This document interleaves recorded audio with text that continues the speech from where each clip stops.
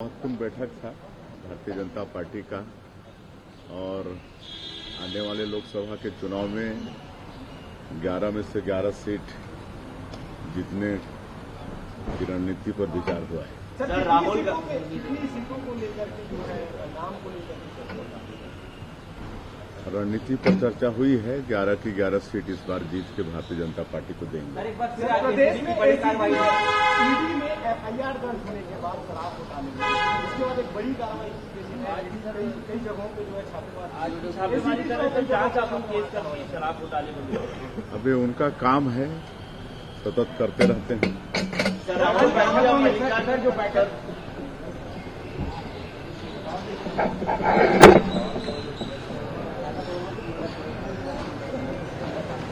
राहुल गांधी और मल्लिकार्जुन खड़गे कह रहे हैं कि हमारी गठबंधन की सरकार बनती है तो हम एमएसपी का कानून जो है लागू करेंगे। कल जिस प्रकार से विकसित भारत विकसित छत्तीसगढ़ कार्यक्रम के अंतर्गत देश के प्रधानमंत्री माननीय नरेंद्र मोदी जी ने छत्तीसगढ़ की जनता को लगभग 35,000 करोड़ रुपयों की सौगात दी है।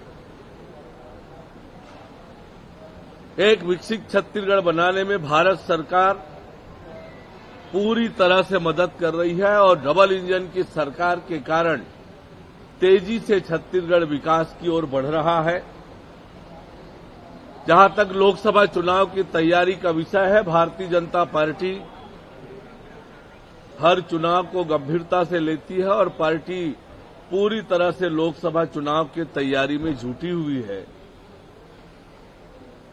ये जो इंडी गठबंधन बना हुआ है, जिस दिन से बना है उस दिन से ये आपस के झगड़े नहीं मिटा पा रहे हैं और यदि ये किसी तरह के वायदा करते हैं और सपने देख रहे हैं सरकार बनाने का, तो देश की जनता को इन पर भरोसा नहीं है, आपस में इन पर एक दूसरे पर भरोसा नहीं है, तो देश की जनता किसी भी कीमत पर इन पर भरोसा नहीं करेगी। शराब घोटाले में आज रेड कार्रवाई जो है ईडी कर रही है, यूडब्ल्यू कर रही है, कई बड़े नेताओं के नाम सामने आएंगे कांग्रेस क्या लगता है सब पर कार्रवाई करने वाले आप?